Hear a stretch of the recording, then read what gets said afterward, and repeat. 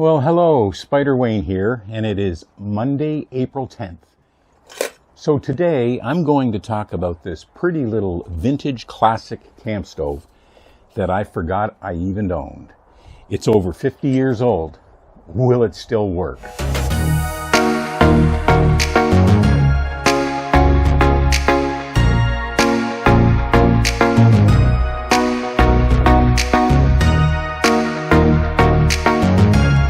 So a couple days ago, on Saturday, I was sitting around watching YouTube videos, doing a little bit too much of that lately, but with the spring being here, I'm really getting into looking at moto camping videos and camping gear videos.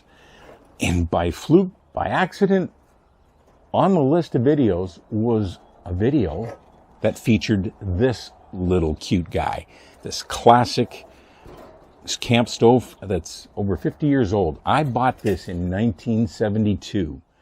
So the group of friends that I hung around with, we really got into camping year-round, winter camping too. And this was the stove I used. One of the things about making moto camping more enjoyable is making sure you enjoy eating, which I do. And I mean, my earliest memories, going back to when I was a toddler, my family, they were into camping.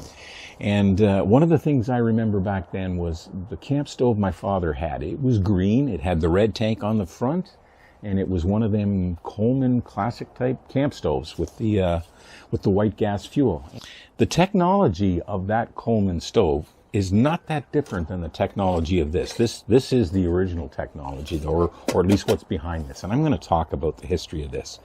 And by the way, when I saw that video, I had to go downstairs and go through all my stuff. I was pretty sure I still had it because I have not used this, I'm going to say, in at least 35 years, possibly 40 years. But I bought it 51 years ago, and I found it. And I did take some WD-40 and clean it up to make it just looks a little cleaner now. I mean, after 35 years plus of not touching it, it needed a good cleaning. And I did go to Walmart and purchase some of the white gas. They had a quart there. That was the smallest I could get. And it did spark up. So I will light it up later, but I did all that on the weekend, and then I realized, oh, you know what? I should have done a video on that. But I still want to talk about this thing. This little camp stove is really amazing. The technology behind this particular camp stove and the company that was originally prior to Optimus belongs to a gentleman by the name of Franz Wilhelm Lindqvist. He's a Swedish inventor. He designed the first sootless kerosene stove, and it was operated by compressed air. He started a company, it was called Primus, to manufacture and sell the Primus stove. So he was the inventor and one of the co-founders of the original company that sold the original versions of these. The paraffin or kerosene pressure stove first appeared in 1892 when Lindqvist registered his sootless kerosene stove. In the late 19th century, oil-burning engines were being made to provide power for all sorts of industrial processes. The fuel in the engines was ignited by a red-hot glowing plug, which causes the fuel mixture to explode when it's compressed, just like a diesel engine. To start those engines, one had to first heat up the glow plug, so a small handheld blowtorch was developed for heating those glow plugs. The inventor of this technology, he was a mechanic in one of the engine factories in Stockholm, Sweden. And he was looking at that handheld blowtorch, and he thought, if I could design something that turns the flame upward, I could use it as a portable stove. And he did. He developed that, and he got a Swedish patent on the stove, and he started making them for friends and relatives. His design was so successful that a company was formed to manufacture that stove, and they called that company Primus. And that happened in 1892. The first model was number 1. And this is the 8R. So this is, I guess, the 8th generation, and the R is the revised 8th generation. The original Primus camp stoves also went to the South Pole in 1911. So a party of 5 led by Roald Amundsen, I can't pronounce it. Amundsen. He was a Norwegian explorer of the polar regions. Well, he became the first to successfully reach the South Pole on December 14th, 1911. And the Primus stove back then was with him on that expedition. A later version of the Primus stove also went to Mount Everest. So it went with Sir Edmund Hillary, and that was in 1953. And Sir Edmund Hillary was a mountaineer from New Zealand, and along with a Sherpa mountaineer by the name of Tenzing Norgay, they became the first climbers to successfully reach the summit of Mount Everest. And that was on May 29th, 1953. And Sir Edmund Hillary also took a Primus stove with him on that expedition. And the word got out on both of those over the years, which helped that company grow like crazy. In 1962, the paraffin division of Primus was sold to Optimus. So Optimus is the company name on this model. So they bought the Primus company.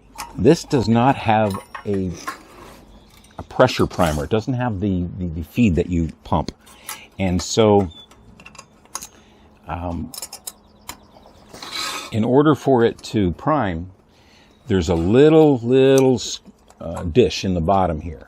I have to get some fuel into that dish, keep the valve closed, light that fuel, and it'll heat up the valve. That heating up of the valve in the line here will heat up the air in the tank, which will create some pressure. And once that starts going, then we can light the burner, or just open the burner and it should light. And you know, when I was using this back in my teens, to get it to warm up, the instructions were to rub the tank with your hand, create friction, and you finally get a few drops, you know, to open the valve, to get a few drops to drop into that little tray.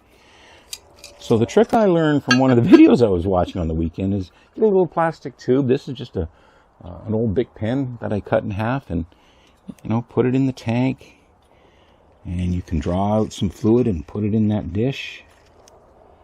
I might just do a little bit more, and then put the cap back on so we don't have flames flying out of that. Give that dish a light, and that'll heat things up. The valve is fully closed. Clockwise is fully closed. And by the way, this has a self-cleaning pin that comes from inside and goes up through the nipple, through the valve, to make sure it's cleaned out. And it's 1/2 turn fully open, and that pin comes up. So a full output of power is from here, 1/4 turn, and that's full.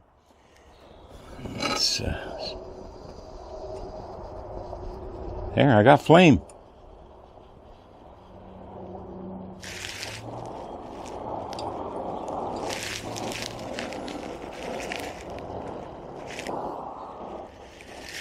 And then, of course, you know, this is the type of cooking gear I bring with me. I have 2 ways to make my coffee. I've shown that in a previous video.